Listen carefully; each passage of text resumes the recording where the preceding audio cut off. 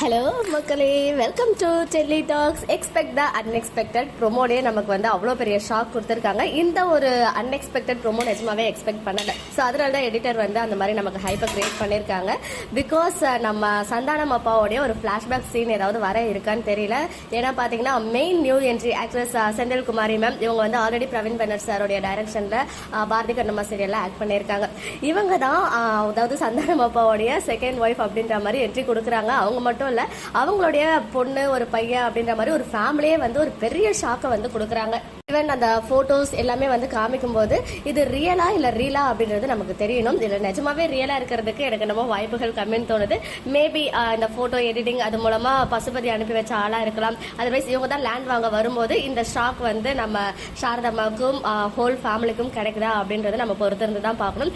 Seriously இப்படி ஒரு new story line new entries எல்லாம் கொண்டு வருவாங்க கொடைக்கானல வச்சு அப்படின்றத நம்ம கொஞ்சம் கூட எதிர்பார்க்கவே இல்லை. ஸோ இந்த காஸ்டியூம் விஜய் காவேரி இருக்காங்க இல்லையா, இந்த காஸ்டியூம்ல நிறைய சீன்ஸ் வந்து ஷூட் பண்ணியிருக்காங்க.